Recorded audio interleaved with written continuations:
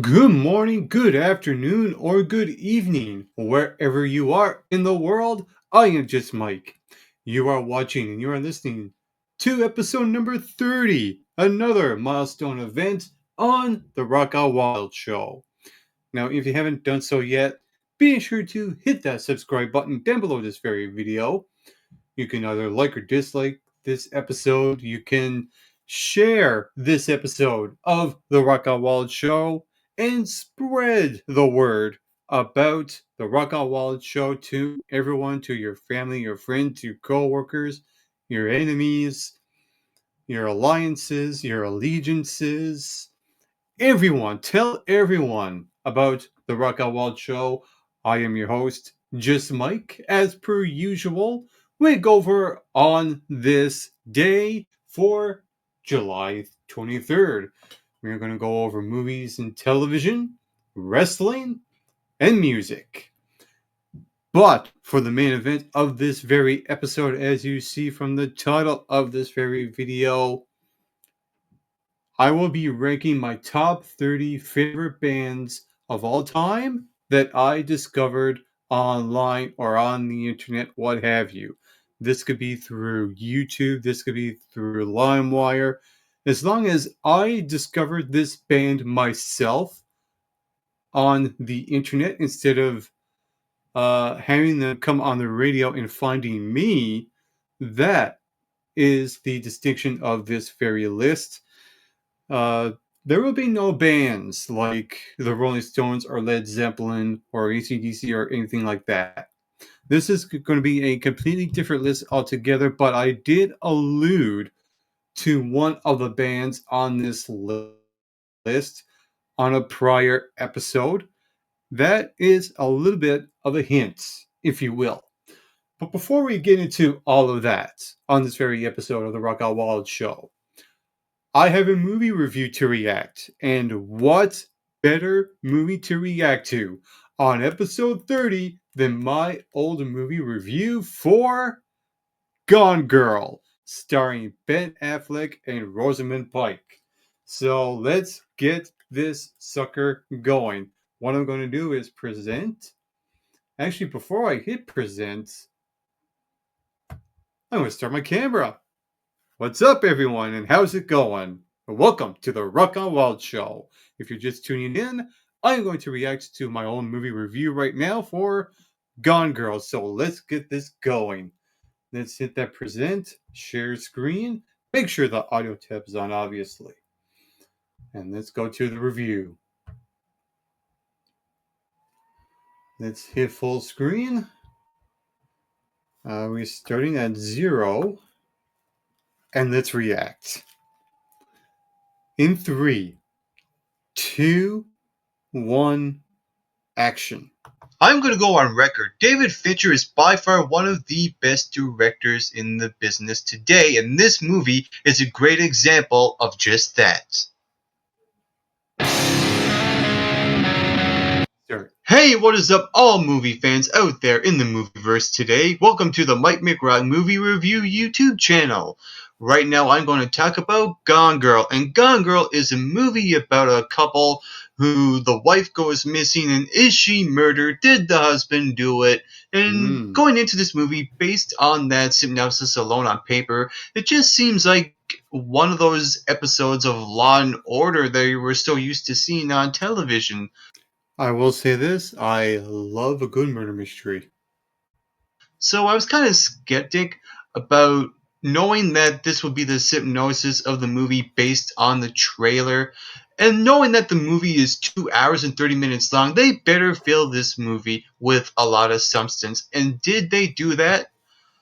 Oh, hell yes. And then some. This was one of those movies that literally I was on the edge of my seat the entire time. Heck yeah. This was a great movie. Heck yeah. And one of the main reasons I think this movie was a great movie is that there were Oscar-worthy performances out of everyone in this movie. Heck yeah. Almost everyone. Well, One in particular, to me, the show stealer. Rosamund Pike, who played the wife in this movie, she done an incredible job. Definitely a show-stealing performance. And what I also like is Ben Affleck. Ben Affleck, I understand throughout most of his career, he was a lot of in scrutiny throughout his entire career. He's been in the media and the press Oh for yeah. so many years in his career. And I guess the idea behind it is that David Fincher wanted Ben Affleck to play in this role to let that all out. And he done an amazing job. He felt very believable. He was very convincing. And it was also one of those situations where you kind of don't know who to root for in this movie. I Yeah. mean, is Definitely. Ben Affleck's character perfect? Did he do it? Did he even murder, or was he involved in the kidnapping, or was there a murder and all stuff like that? You know what? The This movie done a really good job in making me root and not root for Ben Affleck in the same Yeah. time, Definitely. A and great I area. really enjoyed Ben Affleck's performance, especially Rosamund Pike. The chemistry between the two of them just based on their performances alone, was absolutely outstanding to say the very least. One of the big surprises in this movie was Tyler Perry, who played the Yeah. Really. Johnny Cochran of this movie, the defense lawyer. I thought he was very solid. He was very good. I don't Hmm. know if I would have put anyone else in that role. And so I'm glad that they got Tyler Perry. And I'm not a big fan of Tyler Perry. I don't think Yeah. uh, he done great movies in the past. Yeah. To me, True. he was the surprise performance in this movie. Surprising good way. However, my only little issue with the casting of this movie was Neil Patrick Harris. And the Hmm. reason why I Yeah. think Neil Patrick Harris was not really suited for this movie was because he is so used to doing a lot of comedy, and he's doing a movie where he's has to be very sinister, kind of dramatic, kind of dark. He was this high school stalker that he had a crush with Rosamund Pike's character. Hmm. So I kind of felt like he was kind of a little bit too much into a character, and sometimes that comes off the wrong way. I don't think he was the right choice to play in this role, but I'm not saying he was a bad in his performance. I thought he was okay in the role. I just felt like that anyone else besides him could have played that character. And so, based on the acting alone in this movie, was absolutely incredible to watch. What made me interested in this movie is that in the first hour of the movie, it was very suspenseful. It was very mysterious. Hmm. You don't know Yeah. what's going on. That mystery element really came out full front. And what I like is that the media in this movie, Oh. and I think that David Fincher uh, gave the impression that yeah, the media at times uh, really placed the perception on people on what they see on the news, Exactly. and he brought Exactly. that to a boil here, and he done an incredible job portraying the idea that the media does take things out of context and make you think, oh, he's a bad guy, oh, he's a good guy, or And newsflash, they're still doing it today. she's the villain, or she's the victim. It's just one of those things where you just don't know what goes on behind closed doors. Exactly. David Fincher done incredible on that idea and the perception that he portrayed his movie. It was well directed. The screenplay was well directed. It was well written. However, I thought the ending to me kind of ended abruptly. It was almost It like sort of I was does. like, It okay, sort of does. I'm fine with the ending, but it's just that I don't know if I would have done that. But in the same time, I felt like Now, that this movie could have went on for now, keep in mind, I'm not talking about the twist of the movie. I'm talking about the ending of the movie. How it kind of feels a little bit uh, abrupt in a way. I could sort of see it. another 20 minutes.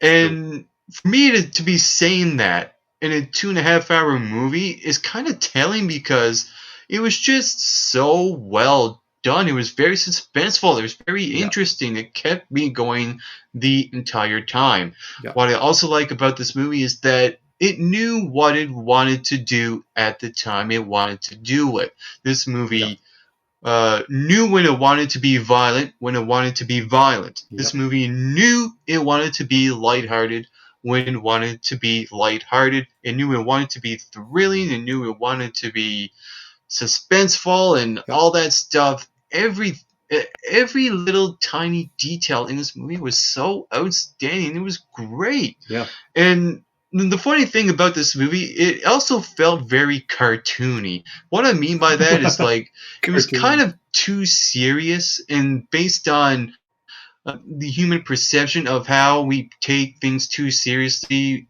when it comes to a kidnapping or a possible murder. We take things way too Yeah, serious. And I true. like that, it was meant to be cartoony and it was meant to be a little too serious and it was kind of a satire and a spin-off of itself. It was a Kind of like a spoof. spoof. And that's what I really enjoyed it. And once it got really twisty, it got really darker and meaner and nastier, and I was in amazement while I was watching this movie, thinking that, wow, this movie goes in a direction where you didn't think it was going to go, and it makes There it another is. twist here, another twist there, another Yep, twist here, another yep, twist there, and yep. it all kind of made sense. But at the end, I was like, I don't know if I would have done that. It kind of, the Hmm. human logic kind of threw out the window, maybe just a little bit, but A everything little else bit. that came before it Just a little bit. made total sense. The twists made sense. Yep. The story made sense. The plot, everything about this was just absolutely great. Just a couple of minor nitpicks, but overall, this movie is an Oscar worthy movie. Definitely one of the best acting movies, definitely one of the best directed movies, and definitely one of the best movies of 2014. I'm giving Gone Girl 95.5 points out of Wow. 100. And if you Heck saw yeah. this movie, what Heck did you yeah. think about it? Feel free to chime in and comment below and tell me what did you think about Gone Girl. And also you can hit that subscribe button down below this video to get McRocked.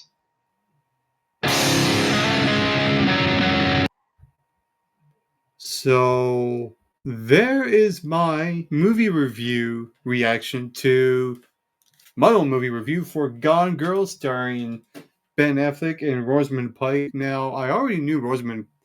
I sort of knew who Rosamund Pike was going into this movie, but coming out of this movie, I thought something I didn't mention in this review. I thought Rosamund Pike stole the show in this movie.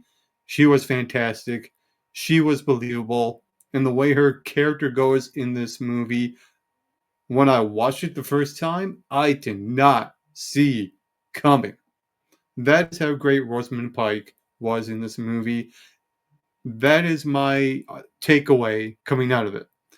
Looking back at this movie, to me, this is one of my favorite reviews I've done that I reacted to so far in this series of movie reviews that I'm reacting to. So that's another big plus as well. It almost seems like the better the movie is, the better the review I portray on screen. It just seems like that. Now, there also could be the opposite effect where I talk about a movie and the movie is really bad, it's really horrible, and that passion comes out again. You might see that somewhere down the road, what I would consider another one of my favorite movie reviews, whatever that will be. So give it time, but that was my takeaway from my movie reviews in general and for Gone Girl. Now that's done, let's get into some of the stuff that happened on this day for July 23rd. So let's present, share screen, and let's look at movies and TV history for July 23rd. Let's see what we have here.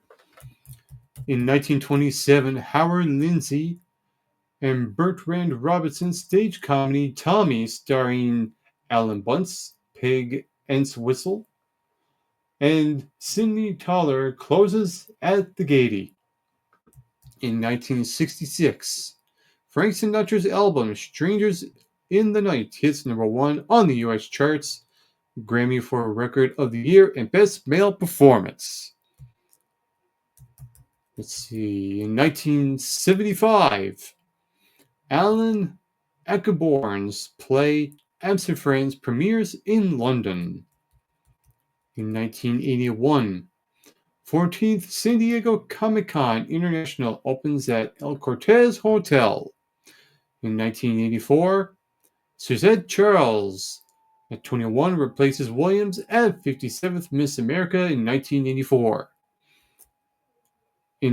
Also in 1984, Vanessa Williams, first African American Miss America, resigns after Penthouse publishes unauthorized new photos of her.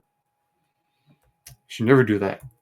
In 1989, Fox TV tops ABC, NBC, and CBS for first time. America's Most Wanted. In 1989, Ringo Starr's first all-star band debuts in concert. Members include Joe Walsh, Niles Lofgren, Rick Danko, Levon Helm, Clarence Clemens, Dr. John, Billy Preston, and Jim Keltner. Here's a little bit of a music in the film and television. In 1994, American dancer, actor, and director Gene Kelly suffers a mild stroke.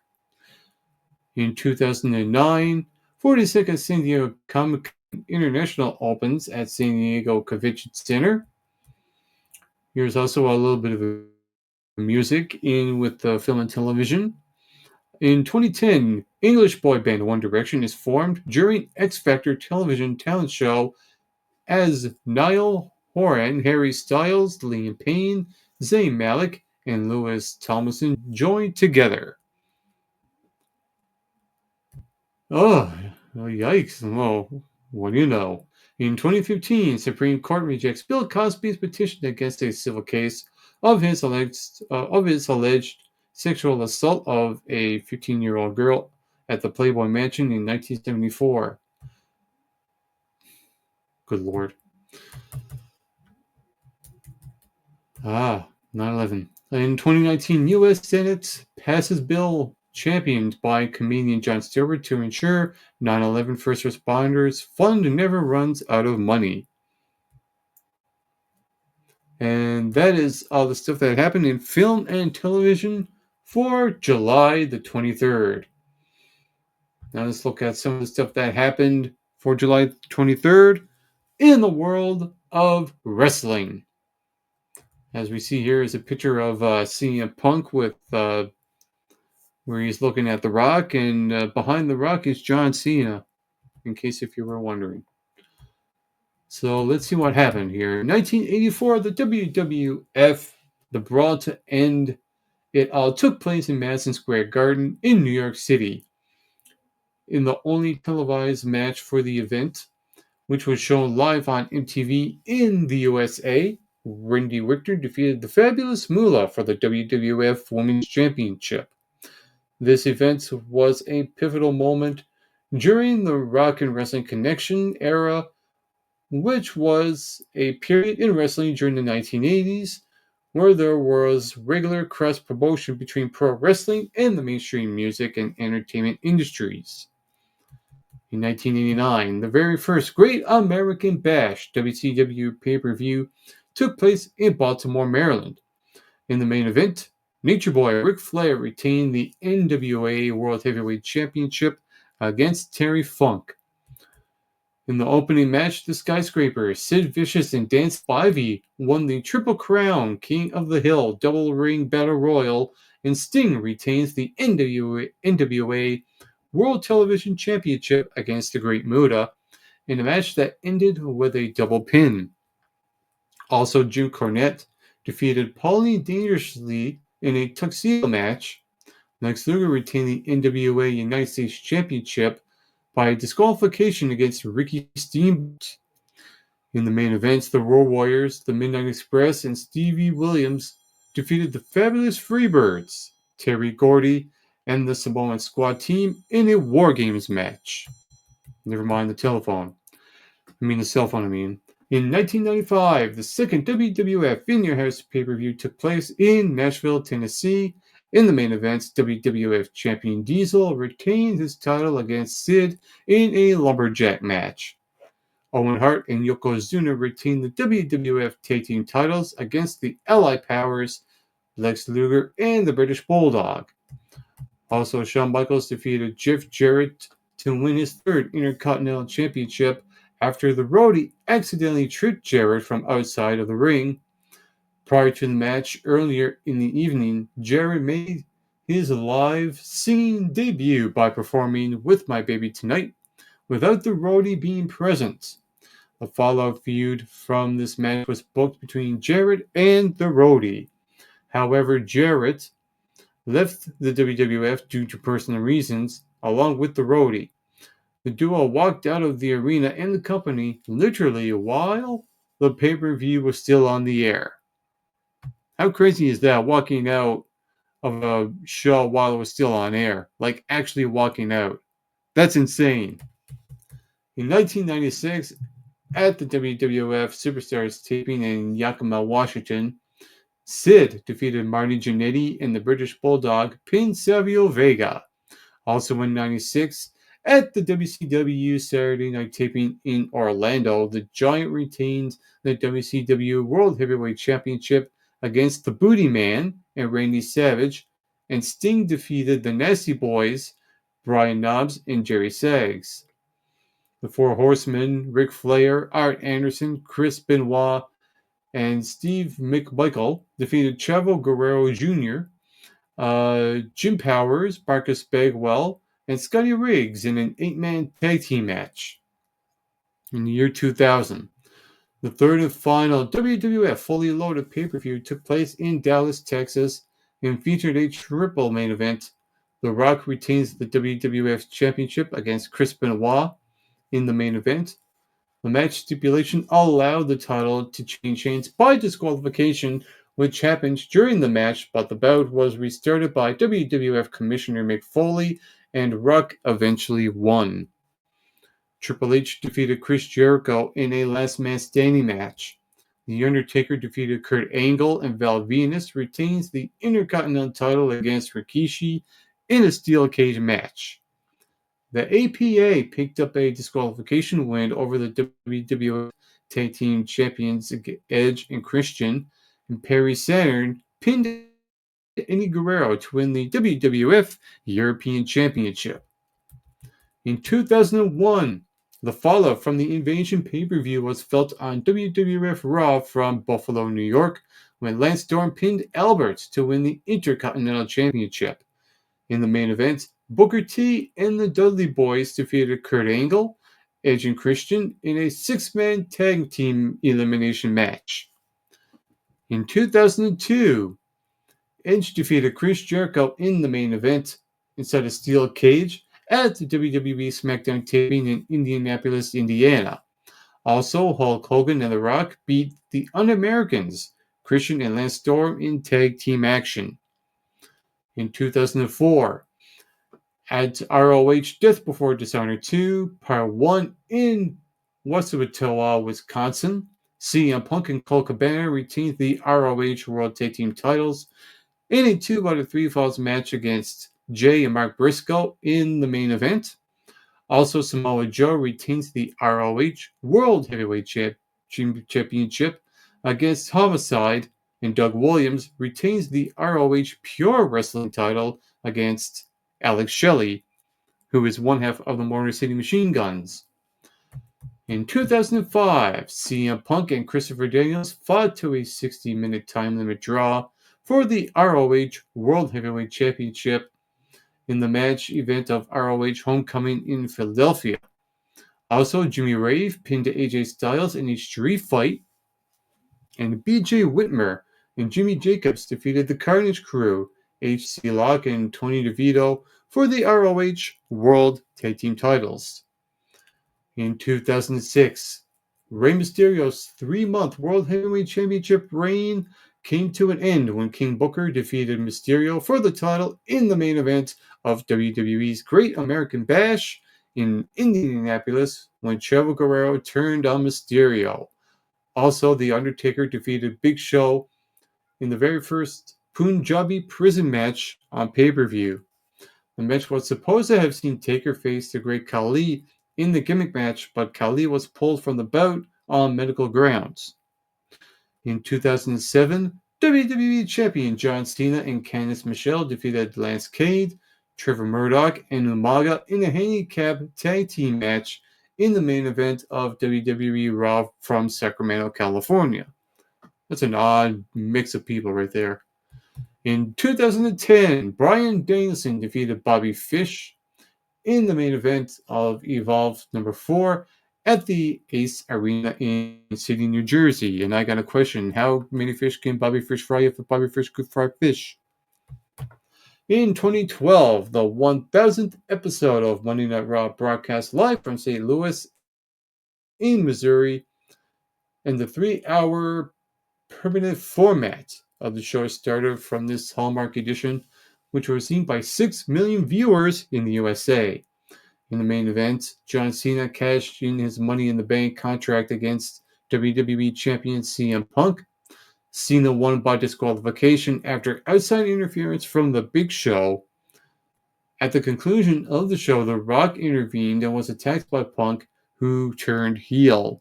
And that was the picture you saw when I was just going over this earlier on. Also on the show, The Miz defeated Christian for the Intercontinental Championship. The wedding segment between AJ Lee and Daniel Bryan ended with Lee walking out on Bryan after being named as the new Raw General Manager by Mr. McMahon, and Triple H challenged Brock Lesnar to a match at SummerSlam. In 2017, at WWE Battleground in Philadelphia, Jinder Mahal retains the WWE Championship against Randy Orton in a Punjabi prison match in the main event, and John Cena was victorious over Rusev in a flag match. Also, the New Day, Xavier Woods and Kofi Kingston defeated the Usos for the SmackDown Tag Team titles, and Kevin Owens pinned AJ Styles for the United States Championship. And also in 2017, British Strong Style, Trent Seven and Tyler Bate retains the Progress Tag Team Championship against the War Machine, Hanson and Ray Rowe, in a Tornado Tag Team match in the main event of Progress Chapter 52, Volpies in Manchester, England. And we have some birthdays here in the world of wrestling. We have Zack Sabre Jr., born in 1987, Sonny Saki in 1974, and Al Perez, born on 1960. And that's all the stuff that happened on this day in wrestling for July the 23rd. And for the final On This Day segment, we look at On This Day in July 23rd in the world of music. As you see there is a picture of Amy Winehouse. On this day, on July 23rd in 2011, 27-year-old British singer-songwriter Amy Winehouse passed away after a protracted struggle with drug and alcohol addiction. The award-winning Camden-born singer, whose expressive, smoky voice was seen as a throwback to legendary jazz divas like Diana Washington and Billie Holiday, released her debut album Frank in 2003, but it wasn't until her second LP, 2006, Back to Black, that she garnered international acclaim. The album, which reflected Winehouse's appreciation of 60s girl group pop as well as old school soul music, netted her 5 Grammy Awards. So that's Amy Winehouse. In 1994, an asteroid was named after Frank Zappa, who had died in December of the previous year. Initially identified as asteroid 3834, The small rocky celestial body was first discovered orbiting the Sun between Mars and Juniper in 1980 and was renamed Zeppa Frank in honor of the former mothers of invention leader, only Frank Zappa. Zappa wasn't the first rock musician to be associated with an asteroid. Those similarly honored include all four individual Beatles, as well as Mike Oldfield, Eric Clapton, and Jean-Michel Jarre. In 1989, drummer Ringo Starr toured for the first time since his days with the Beatles, beginning his itinerary with a show in Dallas, Texas. He was accompanied by an all-star supergroup consisting of organist Billy Preston, who had played with the Beatles on their Apple rooftop concert in '69, Eagles guitarist Joe Walsh, and saxophonist Clarence Clemons of Bruce Springsteen's E Street Band. In 1996, 33-year-old keyboard player Rob Collins, best known for his work in The Charlatans, lost his life in a car accident. Famed for his swirling organ parts, which helped give the Charlatans' music a psychedelic tinge, Collins had been driving back from a recording session in Wales for the group's fifth album, Telling Stories. In 1984, the Cars released Drive, the third single from their Heartbeat City album. It proved to be the Boston band's most commercially successful track, peaking at number 3 on Billboard's Hot 100 and reaching the top position on the Adult Contemporary chart. And in 1966, Frank Sinatra's Strangers in the Night became his first and only album to top Billboard 200. The album, whose iconic title track hit the summit of the US singles chart and won 2 Grammy Awards, would prove the most commercially successful of its career, shifting over 1 million copies in America. And we also have some birthdays in the world of music. For July 23rd, we got Andy Mackey from Roxy Music, born in 1946. We have Tony Joe White, born in 1947. Martin Gore from Depeche Mode, born on this day in 1961. Nick Mensa from Megadeth, born on 64. Born on July 23rd, 1965, Slash from Guns N' Roses. Born in 1970, Sam Waters from Color Me Bad. Born on this day in 1971, Alison Krauss. Born on 1973 is Fran Healy from Travis. And Michelle Williams from Destiny's Child, born on July 23rd, 1980. And those are all the things that happened on this day in the world of music. And speaking of music, I do believe it is about that time for the main event for episode 30. And that is my ranking of my top 30 favorite bands that I have discovered online, essentially are my favorite bands of all time. So, how am I going to break this down? So, what I'm going to do is I'm going to name the band. I'm going to name where they're from, what kind of music they play. I'm going to name the year or the time that I discovered them. Also, the song that introduced me to the band. And I'm going to name only a very few selective songs from the band that I would recommend, and my favorite album from the band as well. That's how I am going to break down my top 30 favorite bands of all time that I have discovered online through YouTube or LimeWire or any online feature. So, before we get into the top 30 itself, I have some honorable mentions. They are Trivium, New Year's Day, Syriana, Motionless in White, Like a Storm, Fire from the Gods, The Raven Age, and I Prevail. Kicking things off at number 30 on my top 30 favorite bands of all time that I have discovered online is Scarlet Riot. They are a metal band from London, England.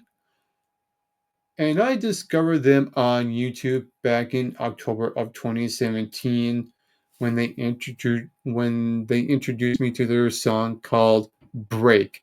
Cool music video as well.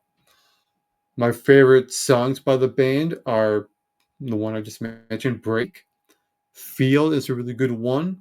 Luminate is outstanding, and Black Cloud. Those are the ones that I recommend to you to listen to. And my favorite album of theirs is the last one they released last year, Calicia. Coming in at number 29 on this list is The New Roses.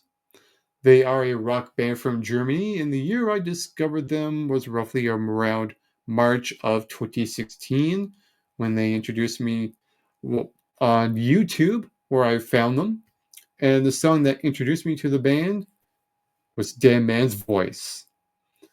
My favorite songs by the band are the one I just mentioned, Dead Man's Voice, Without a Trace, Thirsty. Um, the Message is a really good one as well. Those are the songs that I would start off listening to this band with. And my favorite album of theirs is Dead Man's Voice. Coming in at number 28 on this list is From Ashes to New.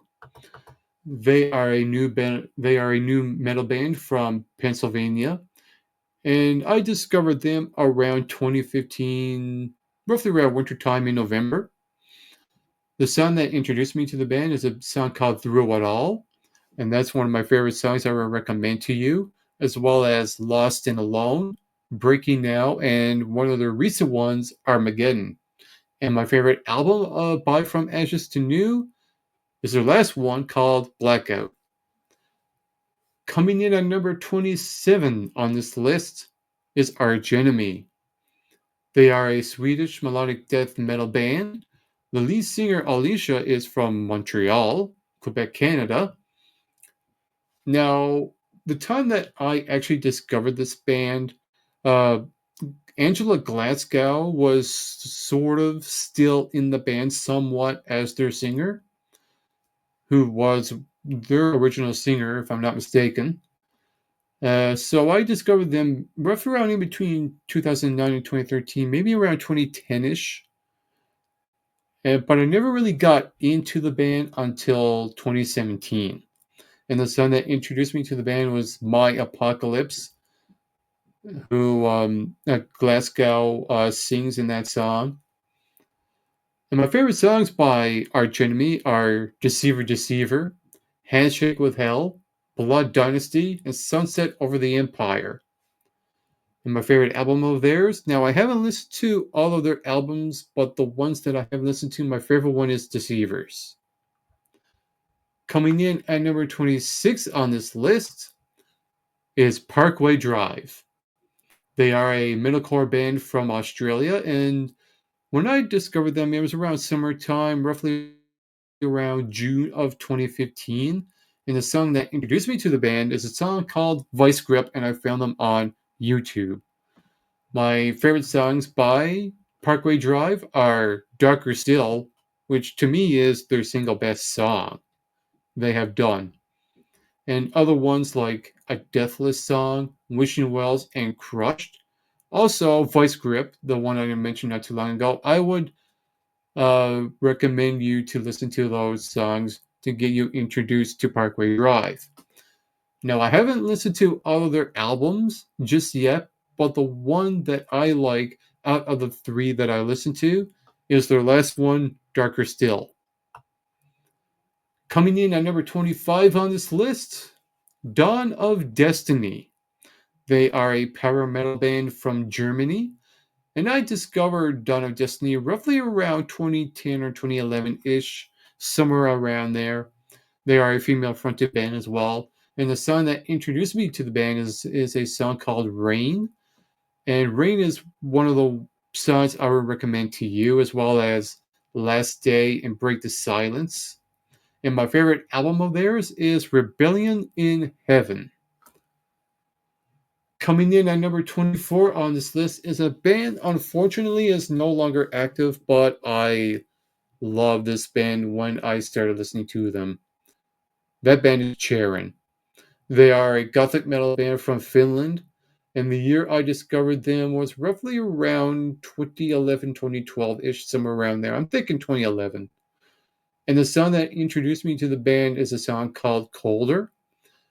And my favorite songs by the band are the one I just mentioned, Colder, Little Angel, House of the Silent, and Sorrow Song, just to name a few that I would introduce you to Charon with.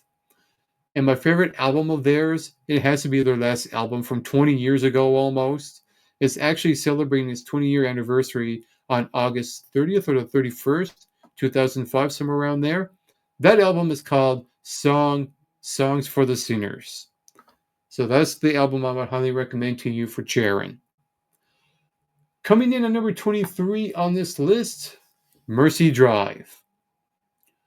They are a rock metal band from, I do believe, Florida, if I'm not mistaken. I could be wrong on that. They are an American band. If I'm wrong on that, correct me in the comment section. Now, the year I discovered Mercy Drive, I first heard them through the WWE when Randy Orton was using their song called "Burning My Light" as their theme song. And here's the interesting thing. Here's a bit of trivia for you. Mercy Drive wanted to release that as a single, but Vince McMahon at the time didn't allow it. Nah, that's unfortunate. And I can sort of understand why. I mean, it's WWE owned. So I discovered them back in 2004, 05, and I started to get into their stuff in 2007. They only had one album at the time. It's a self-titled album, and now they're currently working on a new album as we speak. And the song that introduced me to the band was the one I just mentioned, Randy Orton's old theme song, Burning My Light. And my favorite songs by Mercy Drive are I'll Be Late, Lost Inside, and See You Crawl. And my favorite album of theirs, I just mentioned it not too long ago, their self-titled album from 2005. Coming in at number 22, Serenity. And no, not the movie. Serenity is a symphonic power metal band from Austria, yet for some reason they do like to talk about Scotland in their songs. I will briefly mention that in just a little bit here. Now, when it comes to this band Serenity, I discovered them roughly around 2010 or 2011-ish, somewhere around there. And the song that introduced me to the band is The Chevalier. And that, I know that came out in 2011, like early 2011, so it had to be around there. And not too long after that, I listened to a song called Fairy Tales, which is one of their best songs of all time. And that's one I would recommend to you to listen to, as well as Velatum, My Kingdom Comes, and In the Name of Scotland. I will list those off as your first few Serenity songs to get into. And my favorite album of theirs, Fallen Sanctuary. Number 21 on this list is another band that's no longer active. In fact, they all disbanded roughly about just a couple of years ago, somewhere around this time, a couple of years ago. And that's a band called False Memories. False Memories is a gothic metal band from Italy, and the year I discovered them was roughly around March of 2021. And the song that through YouTube, I found False Memories on YouTube, and the song that introduced me to the band is a song called Voices. And my favorite songs by the band are the one I just mentioned, Voices. Then we have Reign of Souls, Rising Tide, and White Crows, just to name a few. And my favorite album of theirs is The Last Night of Fall. And not only that, that's also one of my favorite albums of this decade so far. It's an outstanding album. The more I listen to it, the better it gets. I probably listened to that album over 30 times now. Has to be around that number. And now we're getting to the top 20 portion of this list of my favorite bands that I've discovered online. So with that said, coming in at number 20, Brand New Sin. They are a hard rock band from Syracuse, New York. In the year I discovered them, well, I first heard them in 2006 when Big Show use one of their songs as his theme song. It goes like, "Well, it's the big show." It's a song called "Crank It Up," and that is the song that introduced me to Brand New Sin. My favorite songs by the band are "Did Me Wrong," "My World," "Missing You," and their fantastic cover of "House of the Rising Sun." Now, I know that song is I know pretty much almost every band covers it, but I highly recommend that cover because it's so good. And all those songs that I listed, I will let you listen to them as well. My favorite album by Brand New Sin, the second one, Tequila. Coming in at number 19 on this list is a band that sort of somewhat is no longer active, but the singer is still making music. That band is His Infernal Majesty, or HIM for short. They are a gothic rock band from Finland, and I discovered him roughly around 2008, 2009 ish, somewhere around there, through LimeWire, and then and a little bit later on YouTube. When I found their song called "When Love and Death Embrace," and my favorite songs by him are their cover of "Wicked Game," which is one of my favorite covers of all time. And then there's some of their originals like "Beautiful," "Rip Out the Wings of a Butterfly," "Venus Doom," as well as "Killing Loneliness." Those are the songs that I would recommend you listening to when it comes to the band HIM. And my favorite album of theirs, "Dark Light." Coming in at number 18 on this list is Forever Still. They are a metal band, a modern metal band from Denmark, and the year I discovered them was roughly around 2015-ish, somewhere around there, when they introduced me to their songs "Awaken the Fire" or "Scars." One of them is definitely my first song I heard by Forever Still, and my favorite songs by the band are those two that I mentioned, as well as "Save Me," which is an incredible slow ballad, "Is It Gone," which is another incredible slow ballad, and "Breathing Colors" as well. They also have a song called "Rewind," where the singer uses a theremin in it. My favorite album by Forever Still is "Tied Down." Still the best one. And it's one of their early albums. Coming in at number 17 is a band that I saw live in concert only a couple of years ago.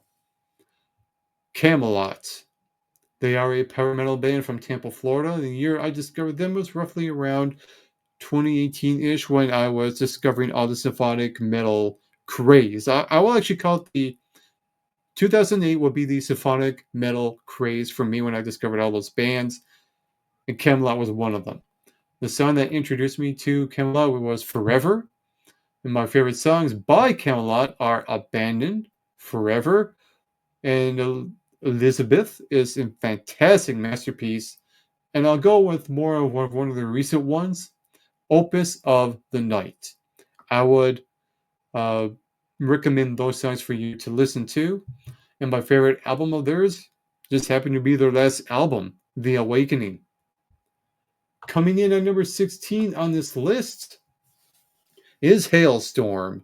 They are a rock band from Pennsylvania, and I discovered Hailstorm roughly around 2012 or 13-ish, somewhere around there. And the song that introduced me to the band was "Love Bites" and "So Do I." And my favorite songs by Hailstorm are "Familiar Taste of Poison," "I Am the Fire," "Love Bites," "Here's to Us," and "Break In." And my favorite album by Hailstorm is "The Strange Case of." Coming in at number 15 on this list, Rev Theory. They are a hard rock band from Long Island, New York, or you could call them Revelation Theory, depending when they came out. The year I discovered Rev Theory was roughly around 2007 or 2008-ish, somewhere around there. And the song that introduced me to Rev Theory was "Voices," which is Randy Orton's current theme music in WWE. He's been using it for years now. My favorite songs by Rev Theory are "Hell Yeah," "Over the Line," "Selfish and Cold," "Light It Up," and "Dead in the Grave." And my favorite album of theirs is their first one from 2005, "Truth is Currency," when they were known as Revelation Theory. Coming in at number 14 on this list, Volbeat. They are a heavy metal rockabilly band with vibes of Johnny Cash and Elvis thrown in the mix. And they're also from Denmark. The year I discovered them was roughly around May of 2016 on YouTube when I saw a video called The Devil's Bleeding Brown. And I was hooked ever since. That voice, Michael Poulsen's voice, is magnetic. I can listen to it all day. My favorite songs by Volbeat are Sandman's Tongue, Heaven Nor Hell, A Warrior's Call, Cape of Our Hero, which is a really has a really sad music video. It's hard to watch. And I'll throw in a recent title of a song in there as well, and it's a bit of a long one, so bear with me. The name of this last song by Volbeat I'm going to recommend you to listen to is a song called In the Barn of a Goat, Giving Birth to Satan's Spawn in the Dying World of Doom. That has to be the longest title of a song that I've seen ever. And my favorite album by Volbeat, Beyond Hell, Above Heaven. Coming in at number 13 of my favorite bands that I discovered online of all time. They were one of their first of their kind. That is Killswitch Engage. They are a melodic metalcore band from Massachusetts. And I kind of sort of knew who they were back in 2006 through WWE when CM Punk was using their theme song, The Fire Burns. So that was the song that introduced me to Killswitch Engage. But I never really got into Killswitch Engage, or not until 2016 when Hate by Design came out, which is one of my favorite songs by the band. I also love Holy Diver, which is one of my favorite covers of all time, as well as The End of Heartache, Always, In the Arms of Sorrow. And my favorite album by Killswitch Engage, Disarm the Descent. Coming in at number 12 on this list, Beyond the Black. They are a symphonic metal band from Germany, and when I discovered them, they were just starting to get going. It was roughly around February of 2015, late February, somewhere around there. And the song that introduced me to the band was In the Shadows, as well as Hallelujah. They're pretty much side by side. And those two songs I would recommend you by the band, as well as When Angels Fall, Is There Anybody Out There, Songs of Love and Death, and Shine and Shade. And if you're wondering, no, Hallelujah is not a cover, it's one of their originals.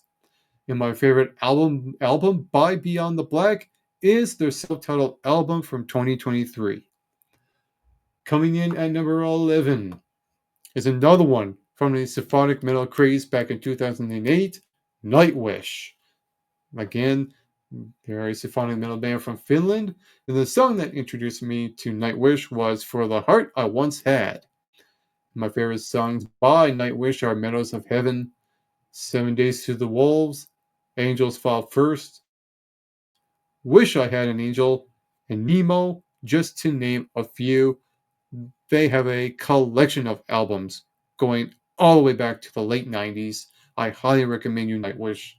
And my favorite album of theirs, even though I haven't listened to all of their albums, I'm still going through them. But as for right now, my favorite Nightwish album is Dark Passion Play. Now we only have 10 bands left, the top 10 of this very list of my favorite bands that I discovered online of all time. So let's get this going. Coming in at number 10, it is Lacuna Coil. They are a gothic metal band from Italy, and I discovered them roughly around 2012-ish when they introduced me to their cover of Losing My Religion, which is one of my favorite covers of all time as well. We got some covers on this top 30 here that are really good that I highly recommend. And now when it comes to the songs by Lacuna Coil, the ones that I would introduce you to would be Tight Rope, Wide Awake, End of Time, Heaven's a Lie, and Trip to Darkness. My favorite album by Lacuna Coil is Commodities from 2002. Coming in at number 9 on this list, The Pretty Reckless. They are a rock band from New York City, and I discovered them somewhere around late 2013, early 2014 ish. When they introduced me to their song and their music video on YouTube with Going to Hell, which is no longer on YouTube, by the way, because of its content and bit of nudity, things of that nature. But I love the Pretty Reckless. One of my favorite bands of all time. That's why they are in the top 10. Now, if I were to recommend you some songs to listen to by the Pretty Reckless, they are Heaven Knows, Make Me Wanna Die, Going to Hell, and So It Went, and You, as in YOU. And when it comes to my favorite album by the Pretty Reckless, I would have to go with their second one, which is called oh crap. Um, what is the name of that album? I actually don't have it listed. When I filled this all in, I forgot to actually add the album, but I know exactly what the album is. It is their second one. Um, Hang on, bear with me just one quick second. My favorite album by the Pretty Reckless is Going to Hell. That's right. The title track is on there. That's right. That's the name of the album. Perfect. So that's the Pretty Reckless at number 9. Coming in at number 8, another one from the symphonic metal craze, Exandria. This is also another band I saw live. I saw Exandria live with Camelot. They are a symphonic metal band from Germany. I discovered them in 2008. The song that introduced me to Exandria was Ravenheart, followed by New Age. And my favorite songs by the band are A Theater of Dimensions, A Prophecy of Worlds to Fall, Firestorm, Ravenheart, and Call of Destiny. Those are the ones I would recommend to you. And my favorite album by Exandria is their last album, The Wonder Still Awaiting. Coming in at number 7 on this list, Bullet for My Valentine. They are a metalcore band. They are a heavy metal band from Wales. Now, I discovered Bullet for My Valentine roughly around 2014-ish on YouTube when I kept seeing this music video, and I don't know if I didn't know if I want to click on it yet, but eventually I did. And that was the music video for Scream, Aim, Fire.